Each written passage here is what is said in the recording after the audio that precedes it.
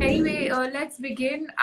First of all, Aashi, thanks for being here. And um, as you know, queer academia is all about promoting the LGBTQ community, and especially in academics. And there's so much lack of papers and research, especially in India. And we really appreciate anybody who can contribute there. And I read your paper.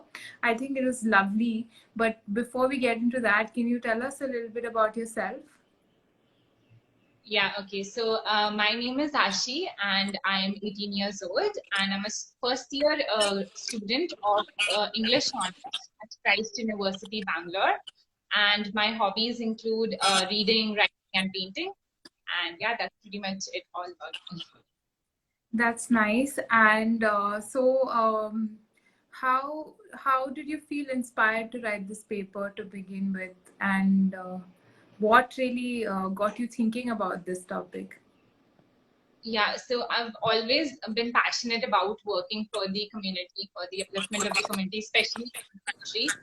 And I have queer friends as well, and I have like heard instances wherein they have encountered homophobia and transphobia, not just from their parents, but from like their little siblings and cousins as well. And I was thinking that this is very sad because children learn whatever they see and whatever we teach them. And if we are teaching them to be, you know, to be, binding them into these gender norms, and then teaching them that anyone who doesn't conform to these gender norms is to be insulted or made fun of, then it's very hard to imagine living in a society where everyone is loved and accepted. And so I think it's important that we start teaching children about the diverse nature of our society, and that is what inspired me to write this. And this is my sort of small contribution in hopefully making a difference.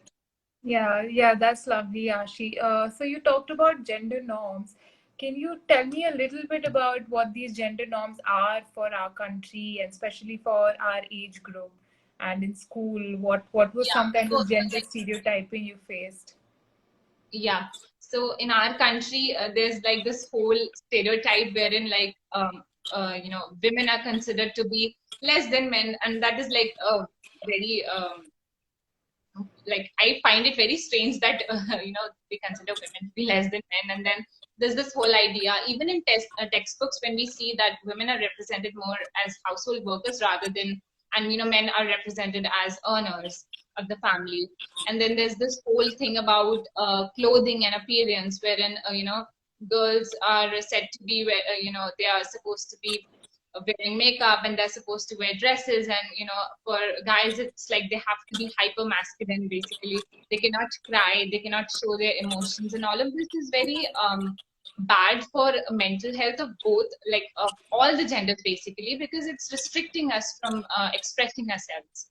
So, and in our country I feel like it's much more especially like when we talk about female education in the case of like, we know that in our country male education is more we give more resources towards male students as compared to female students. So it's much more in our country, and our country still needs to like make a lot of progress when it comes to like maintaining equality of all genders. Right.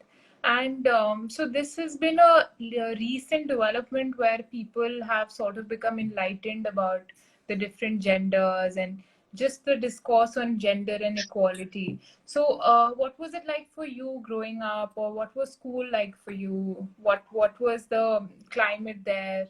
What was the curriculum like for you? Yeah. So like my school life, I wouldn't describe it as very good because in school also like I encountered various instances where children were bullied, not just from like the peers, but also from teachers. And there's like this use of homophobic and transphobic slurs in schools, and it is so normalized that it's not even punished. It's so normalized, and in school like no one actually teaches about gender being a spectrum or other sexualities. Everyone is like assumed to be cisgender and heteronormative, and sometimes even if like there were discussions regarding the community, they were not very positive discussions, and they like because of this like a lot of students, they ended up feeling very alienated and left out and judged by their teachers. And they're supposed to be respecting you and they're supposed to be kind towards you, but then in the schools, like what usually happens is like they judge you, and there's this whole policing that is done of Yeah. when it comes to uniforms as well, wherein like girls are told to be you have to wear long skirts because like your morality is judged by that, or anything like all of those things. And if like guys act feminine or if they cry, there's this whole thing that you are a girl, which is a very derogatory thing to say, because like, it's not like being a girl is bad, but yeah, you're just misgendering someone, and yeah, making fun of them for just expressing themselves, it's wrong. And that all happened in school. But now I'm like once I moved to university, my university is very inclusive.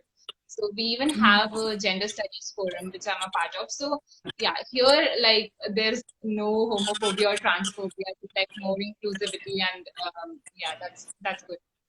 Yeah, there is a huge difference when you come to college, and but I wonder why. Why do you think there is more inclusivity in the college space, in the university space, as compared to schools? Yeah, I think the main reason is like as we grow up, we get exposed to internet first of all. So internet has helped a lot in creating a lot of awareness. Then in higher education, like my professors are also like, in my department is English department, so here we study all kinds of texts. And so the more a person reads, the more aware they become, and the more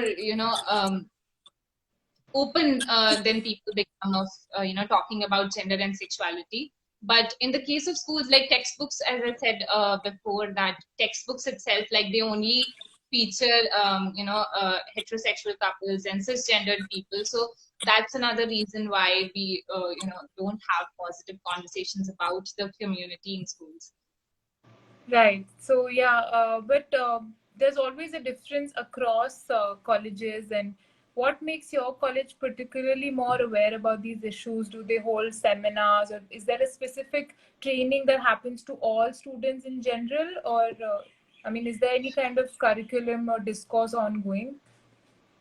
In our, like we do like our college, it holds seminars and HED sessions are there. Basically they make us aware about gender and sexuality. And as I mentioned, that there's a gender studies forum, so they have their own blog, and they hold events, and they all like invite people who come and educate the students about the whole discourse. And then we also have like events, competitions are held, wherein we have a more inclusive thing. Like there's a theme this year I participated in a competition. It was queering the canvas, and then that everyone had to write poems about the community, or your experiences as a community member. So it was a very good event. And yeah, so that's like our university is like very much involved in making it a very safe space for learning. And we also like in our final year, we do have a compulsory subject in which we study like gender studies, in which we study about all of it, so that also helps as well. Yeah, right, right. So, in my experience, I've felt like liberal studies and liberal education often has courses on gender, but then you have other colleges like engineering colleges, and where there's hyper masculinity that's promoted. So, let's say you have a couple of friends, and in your peers, you want to educate them about gender, but not seem too overbearing. What can we as individuals do to make people around us more aware? Yeah, I think we could, like, first of all, we could start with the main difference, like explaining the difference between gender, sex, sexuality, gender identity, and gender expression, because these are different things, but they're often mistaken to be the same thing. Um, Right. a lot of people assume that gender is related to anatomy, but it is not actually true. Gender is just a perception of your own self, and it can differ from what is assigned to you at birth. Then when we talk about gender expression, it's the way that a person expresses their gender, and it can differ from gender identity. For example, like an individual who identifies as female, they might have a masculine gender expression, and that's completely okay. So I think the basic is that we start by explaining differences between these terms, and then we move on to sexuality and other aspects of this discourse. Right. Have you faced any casual remarks that you think in our daily lives we use them very casually, but they can be very insensitive? What should we keep in mind as we address people?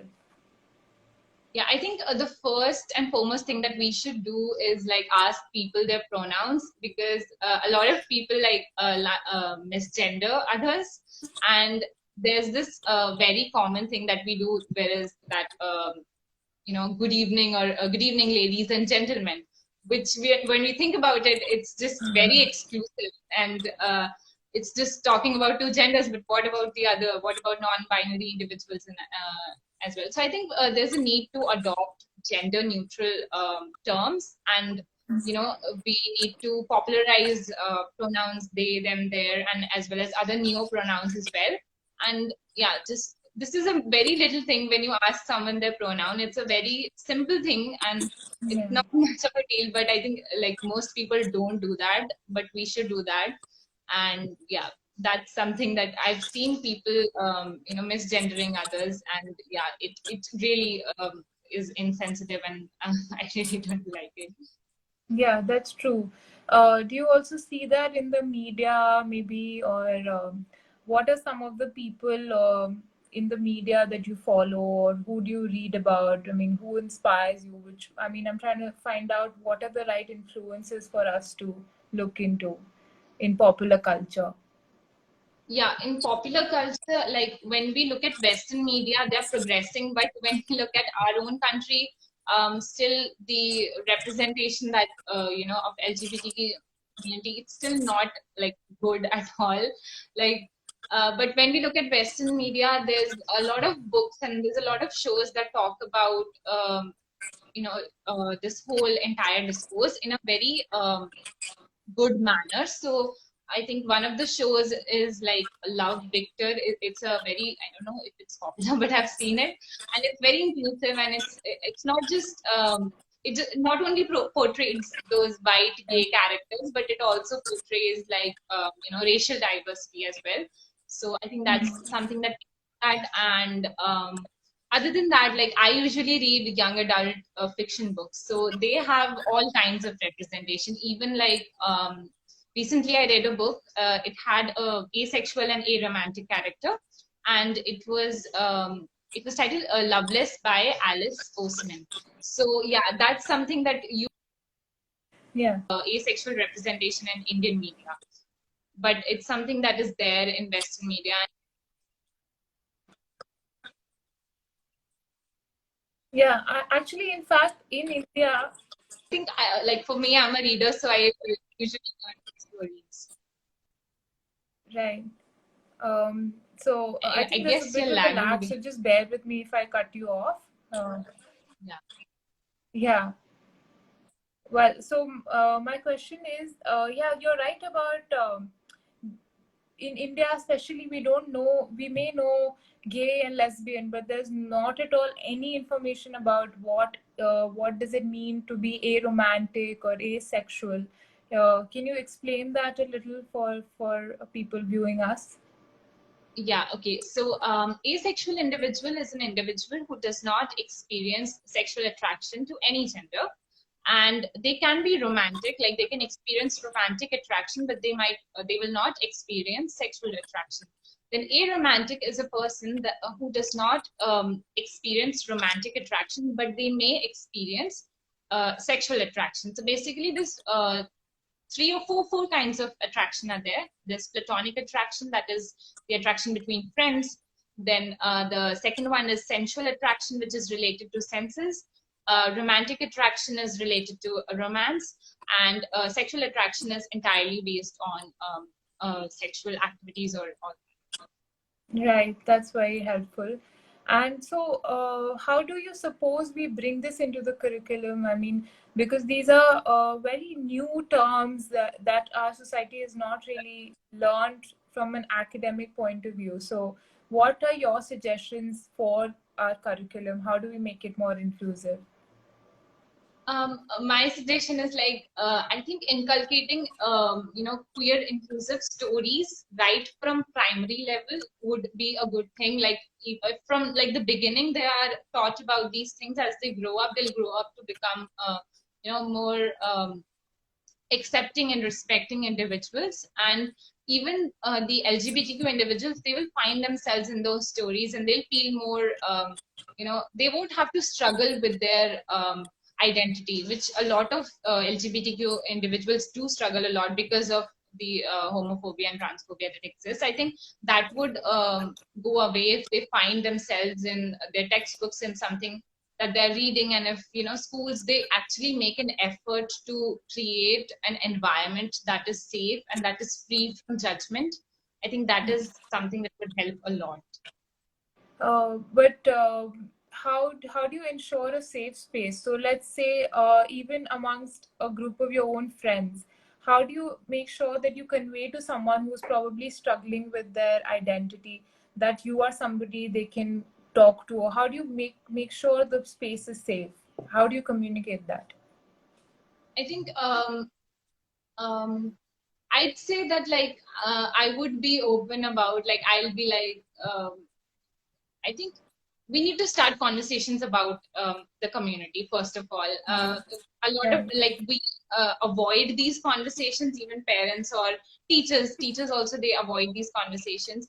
I think we need to first begin the conversation, and then we need to train teachers as well that they need to kind of treat all students in a manner that is respectful, and they need to start these conversations regarding the community. And then um, if the teachers are going to start, and if the family members as well, and even in friend groups, like if I talk to my friends about that, okay, you know what, I want to discuss this topic and it's important, and I want you to know that like no matter what your gender identity or sexuality is, I'm going to be accepting of you. I think this simple thing is going to make a lot of difference.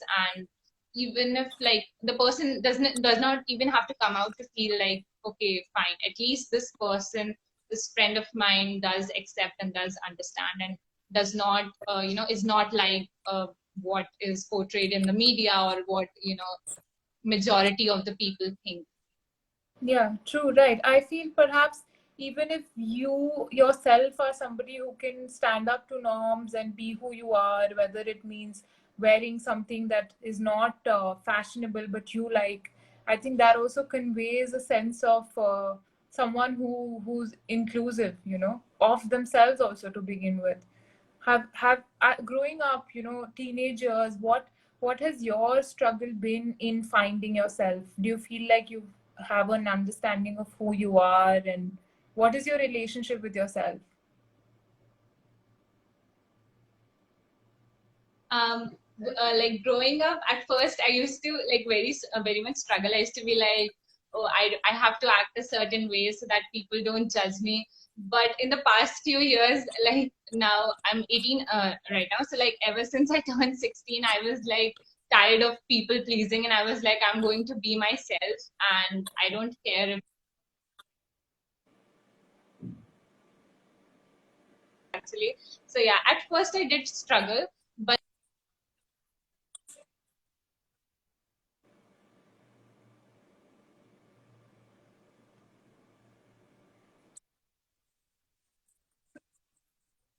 supported me for me, and they were always very accepting. And like I feel like my parents are also very accepting of me. Like they haven't really restricted me from doing anything, or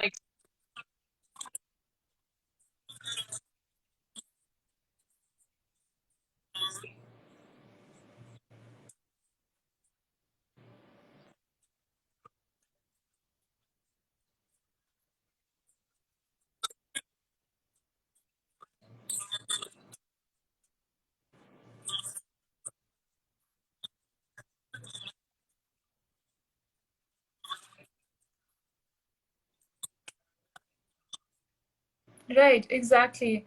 I feel like it's not just one particular community or gender that faces this pressure of conforming. I feel like as people, we feel the pressure to conform. So it's not something that is restricted to one community. It's a common experience, and I think it's important to have share that understanding that all of us at some point have felt pressured to be a certain way and not be ourselves. So that makes me think about online appearance and hate and people who want to be out there, but they receive a lot of trolling. How do you suppose we should deal with that? How do we deal with bullying of any kind? Yeah, online bullying is like one of the most like one of the biggest problems that we are facing right now. I think I've seen a lot of trolls online and people just saying a lot of stuff. I think um, the thing is, we cannot fight every single hater that is there on the internet. So I would suggest, like, I'm someone like who would try to ignore all of that hate and focus on the love that I'm getting, because like being on Instagram especially, it's a place where you get a lot of hate but you get a lot of support as well. So I think it's mostly Yeah. focusing on the positive aspect and just not focusing much on the haters, but they do get to you at some point or the other.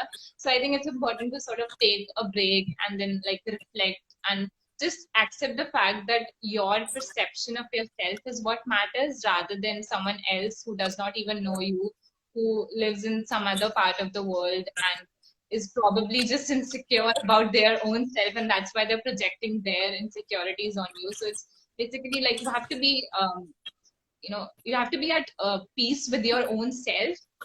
So that's one way I think we can avoid all of the hatred and everything that goes on. Yeah, true, right. And as I'm hearing you, I understand that there's a lot of inner work and inner confidence that helps you just stand up to all trolls and any kind of negativity. But do you also think being part of communities, whether it's online communities or groups that are sensitive or inclusive, and or in the college space, like university space or school space, how can we mobilize people to uh, form support groups that will help you feel like you belong? Because isolation cannot always be the answer. You could be a strong person, but you do need support. Yeah, I think like for like at the college level you can always form groups, and you can like sort of make rules that okay, if you're a part of this group, then you have to be respectful and you cannot spread hatred over here. This is not a space. And if that does happen, I think it's important to call out those individuals who propagate hate, and make them keep make them accountable for their actions and words, and sort of and basically supporting the person who is getting hit is very important. I do believe that. And just sending a positive text and being there for your friends is very very important. And yeah, at the college level, groups can be formed. Teachers can also like take professors can take the they can start a group and they can be like, okay, all of this these are the rules that you need to follow in order to be in this group, and this is going to be a safe space where we discuss about everything, and it's going to be non-judgmental. So if someone does act judgmental, they need to be called out. Right, that's great. And what I'm trying to understand is that in our country, especially, things don't change, doesn't happen that quickly top down. As in, very rarely or after a lot of struggle, there'll be a law or law reform or educational reform. So what do we do to begin the work ground up? As in, people who are we are students and maybe faculty, but how do we begin? What's the first step to make schools and colleges more inclusive? I think the first step would be, as I mentioned before, like training the teachers first. Then, like rules and regulations need to be there, wherein you cannot use offensive language towards anyone, and strict action needs to be taken. And then, like we start doing this at the school level and at the college level, as in the long run, when when our generation, it is in a position where we make laws or we enforce laws, I think at that time it would be like, okay, we from the school life we are taught a certain level of understanding that we are supposed to avoid offensive language. So those rules can gradually turn into laws, and then I guess even after turning into laws, it would take quite a while for people to actually start following it. But I think it does begin at the school level, and the way to do is by educating teachers and by enforcing strict rules in schools and True. colleges. Right, right. Definitely at an institutional level, there have to be some changes. But what about as students? What can we do as people who go to these places? And is there anything small or big that we can do to at least begin that process of bringing together a community? Yeah, as students, I would say that when we often witness bullying in schools or any kind of abuse, and a lot of people, they tend to stay quiet. But I don't think that we should stay quiet. If if it's not happening to you, still you should speak up for the other person, and you should call people out, as I said before as well, that calling Yeah. people out is a very important thing. Like when somebody is doing a wrong thing, if you are standing by and watching, then you are also the wrongdoer in a way. So I think it's important that we uh, create spaces wherein bullying is just not at all acceptable, any kind of abuse is not acceptable, and if we are witnessing it, then we as students need to take an action. The authorities will do what they'll do.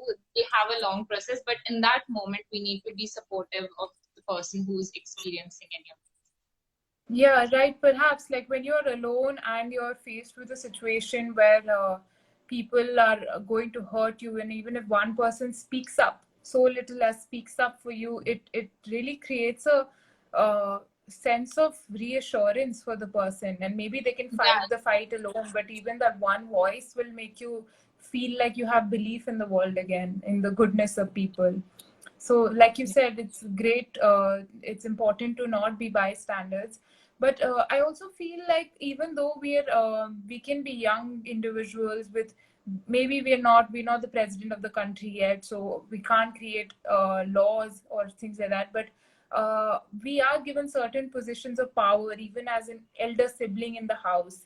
You Yeah, yeah. have a certain authority, you have a certain say, or as a school captain maybe, or if you're heading a club in school, I feel like you do have some source of power to create some kind of change. What do you think about that? Like, what should school captains, school councils do, or what role should student leaders play in this process? Yeah, student leaders, they need to they need to be very open actually at the first place, that they need to be open, that so that anyone who's experiencing any sort of bullying can actually come to the leader and be honest without any fear. So I think the first step would be to be open and to be to be very sort of to ensure all the students under you or your siblings that if anything happens, then you can talk to me freely and I will take an Yeah. action. And then if it happens, then you should take an action, because like actions speak louder than words. And if you did did ensure in the past that okay, I'll support you if anything happens, then you should do it. And yeah, Yeah. as elder siblings, I think it's important that we teach the next generation that not everything that your teachers and parents are teaching you is actually correct. There is more to it now, and they are not aware, but we are aware, and we are teaching you this, and you need to follow this strictly. Right. Personally, Ashi, how have you exercised your power or your influence? What do you do? There are certain principles that we all guide ourselves by. So, what is that for you? Yeah, in my case, like I usually use like Instagram a lot, so I'm always like posting things like you should do this, like you should be respectful of this. And other than that, in many cases, like I have friends who are from the community as well, and there have been cases when they experienced some sort of bullying, and I just went all, I'm going to fight for you. And even though they were like, it's okay, let it go, but then I was like, no, I'm not going to let this go. And I did fight for like for my friends a lot. And then other than that, like I like always, whenever I'm talking even to a stranger, I'm always the first thing that I say is that you can talk to me without any fear of judgment. I'm completely going to listen to you and I'll support you. And yeah, and because of that, like I've made quite a few friends. And yeah, it's been a good experience. Like I don't mind, I'm not afraid of speaking up against something wrong.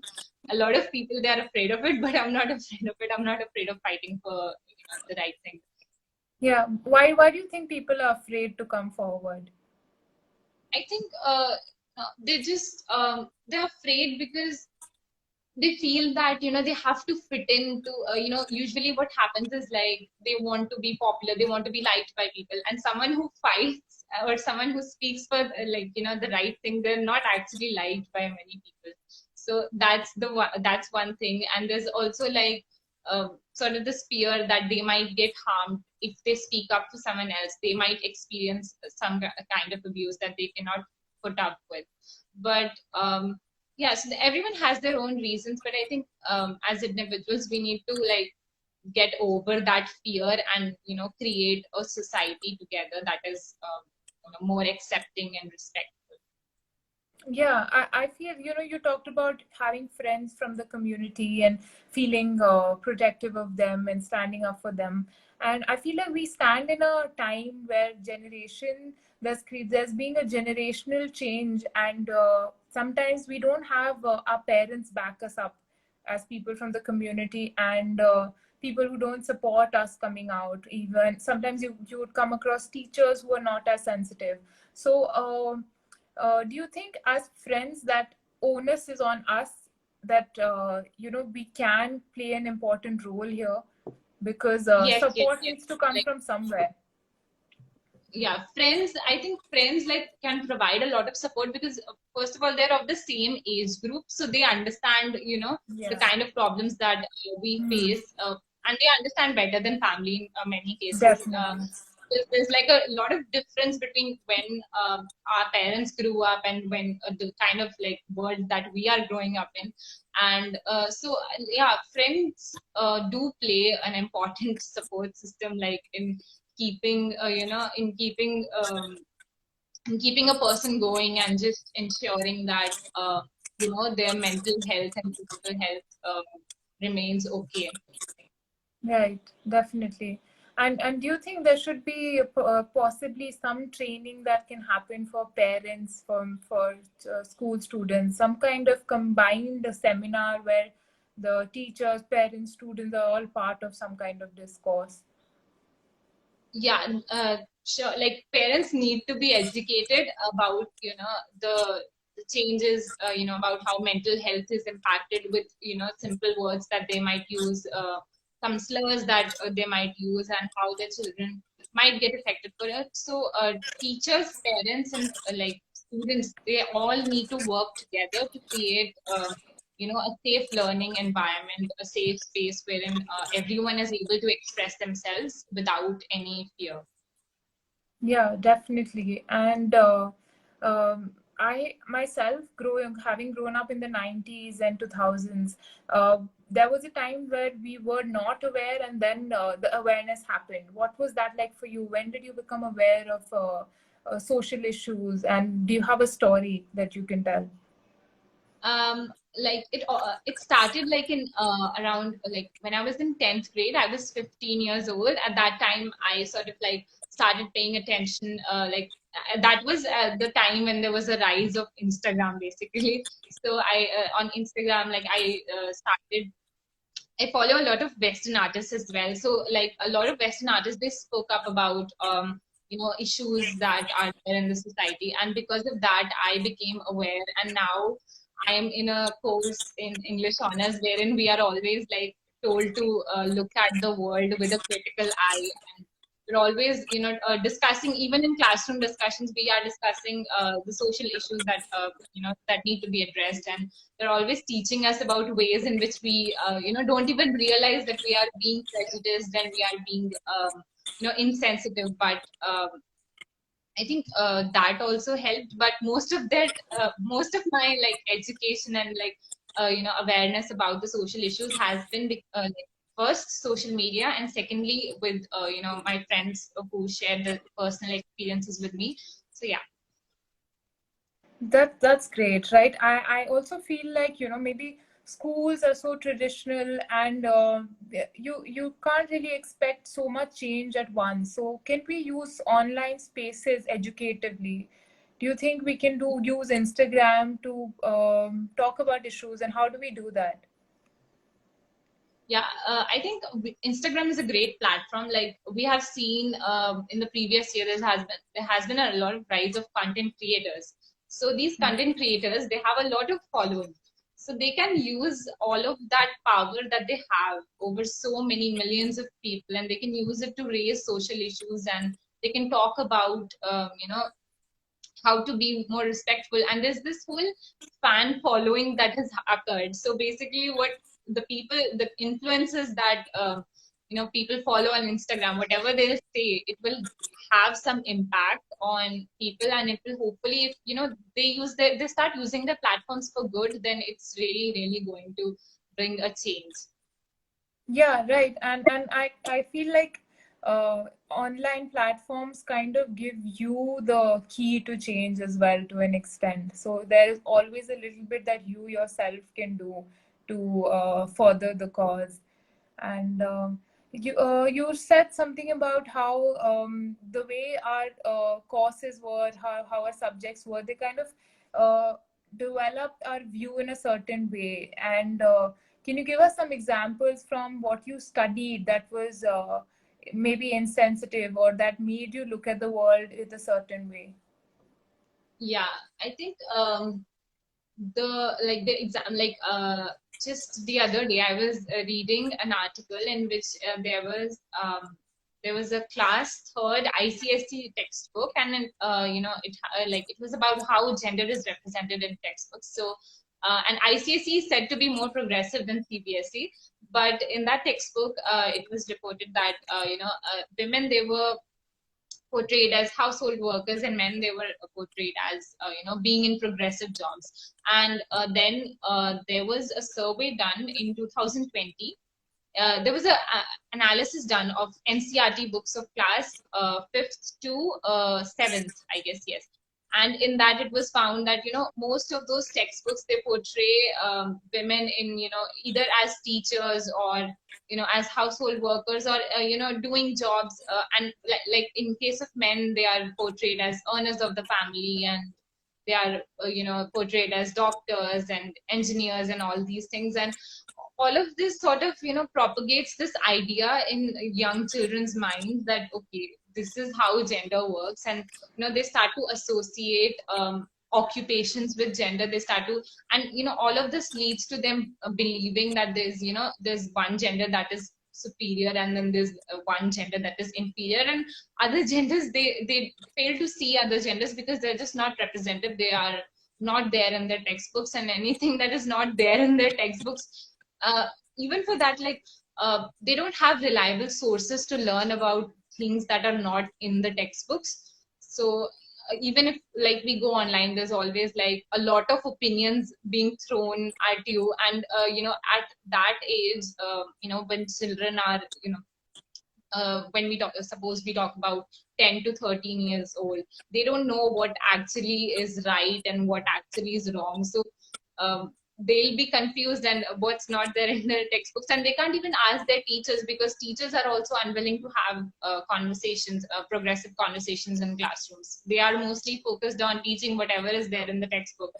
And that is something that it sort of builds prejudices in students' minds from that young age, and they become so rigid that even when they become aware as they grow up, a lot of them, a lot of people, they're not willing to change their beliefs, because for so long they have believed in the prejudices and everything. So it's uncomfortable for them to actually view the world in its in its diversity. And yeah, that's something that's why I was saying that from childhood we need to implement inclusive education, so that as they grow up, they start questioning the belief systems that they're taught at home, and they start seeing that, okay, this is actually good and this is bad.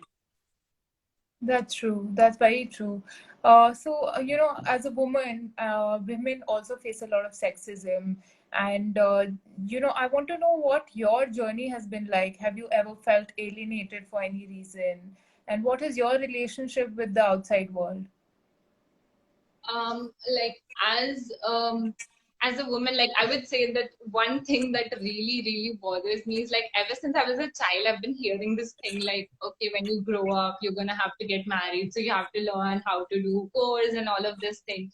And when I look at, like, my cousins, my male cousins, they are always told that, okay, you can do whatever you want in your life, and yeah, you have to earn for your family and all this. And as a girl, I'm told that, oh no, you have to get married. And it's such a regressive thing, but it keeps on happening, and it's very very like bothersome to me. Like, there have been instances where I just got very angry. I was like, no, like, so there's this whole belief where women, like girls, are educated and raised to be married, whereas men are educated and raised to be, you know to take care of the family, to go into professions that earn them a lot of money. And I think that, and this is something that really really bothers me. And yeah, I think we need to, like, start seeing women as independent, and that they don't need to get married to get validation or to be respected. They can just live their life on their own terms. That's true. So, um, what would you say has been the biggest uh, how does it impact your life, basically? Obviously the limitations that you talked about, how has it limited you, or how do you cope with it personally? Most of the times, like, as I said before, I'm like very very argumentative sort of. I'm like, no, I'm not going to get married. I'm not, I'm I have my own life. I'm gonna live my own life on my own terms, and I don't actually need to follow your gender norms. And most of the times my parents, like, they do agree with it, like they're like, okay, fine. And there's also the thing that I'm an only child, so basically I have sort of a say that, okay, yeah, whatever I say, my parents sort of, even if they feel uncomfortable, they sort of agree with it, like, okay, yeah, we support you in whatever you do, and we won't restrict you from, like, anything. So So that you has speak been, your mind, that is that true? You speak your I mind no always matter. put my mind. Yeah, I think that definitely helps. People will be maybe willing to see your point of view if you put it across enough. Maybe sometimes I feel like you need to, if others are pressuring you, you need to counter that with, standing by yourself and saying, this is my truth, this is what I Yeah, want. And maybe that'll have some impact. yeah. Um, what did you feel? I mean, how do you imagine your school life to have been? How do you wish it was? Can you reimagine it in a certain way? If there was one thing you could just imagine it to be, what change would you make? I think, like, for my school life, the first thing I would want to change is that, in school, I really did not have a platform where I could express myself. And of course, in classroom, the only discussions that were there were related to the syllabus and everything. So I hope, like, I think schools should, like, every school holds debate competitions as well. But even in those debate competitions, I think we need to include more real life issues, rather than debating on something that is minor. Like, I remember once there was a debate and I had to participate, and it was like hard work versus luck. And I felt like it was not very helpful, I guess. Like, I think we need to, at the school level, like, we sort of need to start discussing social issues, and start debating on what's right and what's wrong. And I wish that would have happened in my school life. I wish I had a platform where I could actually speak my mind, and where I could counter teachers and like be like, no, what you are saying is very insensitive, and you really should be respectful of your students. So yeah, that's something that I would like to change. Yeah, yeah. As I hear you, I see two very poignant points you made. One was about why can't we talk about real life issues? And that's true. I feel like when we went to school and the text that we read, everything was so bookish and not you. There was no space for you to reflect on society or reflect on your real life experience or even give it any voice, where there should have been a space where you could talk about your life, but I don't think that's invited. And even as we go into the adult world, into professions, there's no space for something called experiences or phenomenology or your personal stories. And everything is, there's a sort of difference, distance between yourself, your real life, and the work that you're doing, right? And the other thing Yes, that you yes, said, yes, that's true. yeah, and the other thing that you said was that I should have been given the space to speak up to my teachers and tell them when they are wrong. And I think that's a major point you made, that there is no sort of equality between the hierarchies that we have in school or in the Indian society. You know, your parents know better, your teachers know better. There's this tendency to think the older ones know better. But what about equality, you know? Do you think that's important to have equality of thought at least? Yeah, I think it's very important that even if someone is like elder to us, they listen to us, and they see the like I feel like a lot of people have this like very rigid point of view where they are unwilling to see the other person's point of view. But I think it's important that we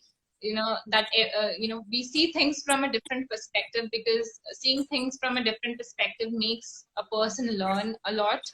And it doesn't matter if you're a teacher or if you're a student or if you're a parent. I think learning is something that goes throughout your life, and it is it's possible to learn from even your students, or anyone who's younger than you. Even they can teach you things about life that textbooks will not do that. True, right, right. So you said learning even after school's over and learning throughout your life. How do you plan on doing that? Because once college is over, once your formal education's over, how do you plan on continuing to grow your mind and grow your perspective? Yeah, so the only thing that I love is reading. So I read everything. I read articles online. I read fiction books. I read newspapers, and just basically reading a lot and just learning, being open to learning, and being open to learning things even that are not from my that are not from the English studies. It could be something from science, or it could be something from any other stream. So I think for me the most important thing is reading, and I read everything. I don't restrict myself. And yeah, that's something that I plan on doing for the rest of my life. Like, reading is something that I will never ever stop doing. Right. And when you wrote this paper, it was not something that you were required to do. It was not an assignment of sorts, but it's an attempt that you made. You made the effort. How did that change you? Did that do something for you as much as you did for the community? Yeah, researching the paper, like writing it, it really made me realize that there's a lot of scarcity of research when it comes to LGBTQ community in India.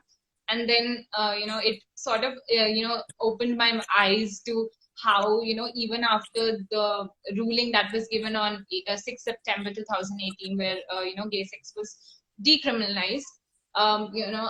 Even after that, there is still a lot of oppression going on. There is still a lot of misconceptions, and even people might think that we have progressed, but I don't think that we have progressed enough, and I think there still needs to be a lot of work done. Right.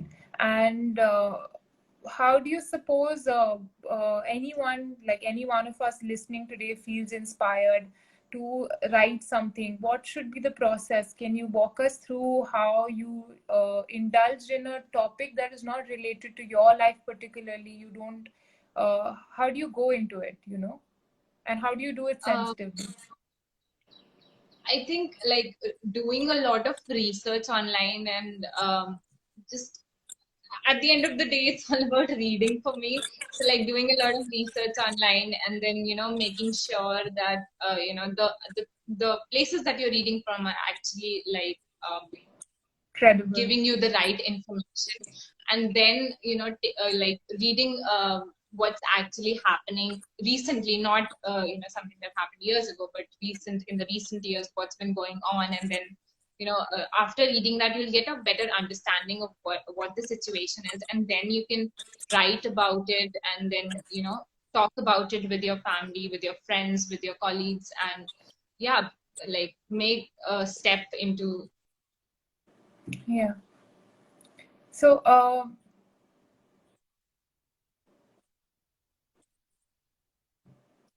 right. How do you how was your paper received when you wrote it? Where did you publish it? Did it was it received well? What did you hear back from people? Yeah, the feedback that I got was very positive. Um, I was really happy that something that I wrote got such an positive feedback, and I believe it will be published on queeracademia.org, the website, and I can't wait for like the people around me to read it. And yeah, the feedback that I got was very positive, and that inspired me, that I'll keep writing about this discourse, about different aspects of it, and I'll hopefully publish more articles. And someday, like even if like one person reads it and their mindset changes, then it really means a lot to me. Yeah, definitely it does. And so, what suggestions would you have for people watching us today? And maybe because all of us have a story to tell, it could be a personal story, which could inspire a lot of other people. So, where do we take that? You know? Yeah, so for the like I think a lot of people feel that their story is not important, but I think all of us have very, very different lives, and we experience a lot of things. And just writing it out and publishing it, or just showing it to just 10 people, it will give them a perspective, give them like a view into your life, and they'll start seeing things from your perspective, and that will help in their improving their understanding of your situation. And at the end of the day, it's all about uh, you know being empathetic. So it's not the thing goes both ways. If someone shares their story with you, you have to be empathetic and understanding of their situation, and the same should be like in your case, like they should be understanding. And I think it's very important that we share our life experiences with people, because there are a lot of people out there who feel very isolated. They feel that you know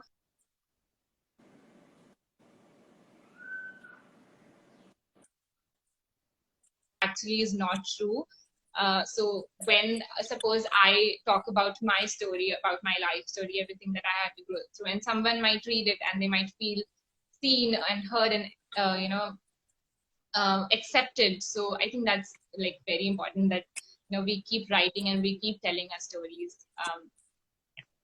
That's true. That's true. Absolutely, the power of a written word is great, and the good thing about being alive today is that you have multiple places you can put it out. You know, and I feel like even if an individual who probably, for example, cross dresses and is confident and puts up their pictures on Instagram, it has a personal impact on me and my life. I feel like I can be myself, and so even as Yeah, little as putting out your picture or putting out your story on Instagram, Facebook, or writing to the different organizations, asking them to publish you maybe.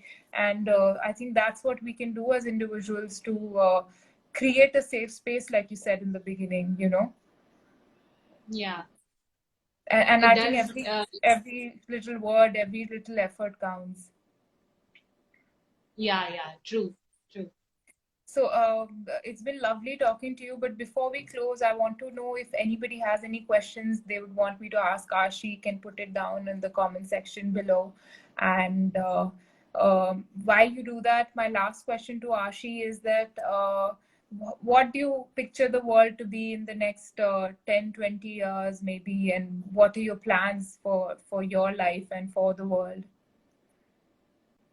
For my life, I'll continue writing, of course, and I'll continue working for the upliftment of the community. I'll continue like educating people around me and respecting, and even I'm educating myself as well. Like every day, I'm learning new things about the world that I live in, and I'll keep doing that. And in 10 years' time, I hope that we actually live in a society wherein you know uh, we respect each other, we respect diversity, and there are actual like efforts made by people in power as well as us as individuals to keep bettering the society and keep making it more accepting and more respectful. That's true. That's true. And I feel like in our own little way, maybe we've added to this picture of the world that you have and furthered it, and probably brought it into existence a little bit by having this conversation today, and by the paper that you wrote. And I want to thank you for making the effort to really understand the experiences of others. Who you're not necessarily personally relating to, but you feel their pain and you feel their struggle and you write about that, and that's powerful. And thank you for coming here and talking with us and sharing your thoughts. I think it just fills my heart when I hear young people, young women who want to do more than what is asked of them, and break the glass ceiling, and that's leading the way really. So thank you and all the best for all your future plans, and we look forward to having more sessions with you here. Yeah, thank you so much for having me and for giving me a platform where I could express my views. So thank you very much. Thanks, Aashi. Take care, and we'll see you Yeah, soon. you stay safe. Take care. Bye. All right, bye.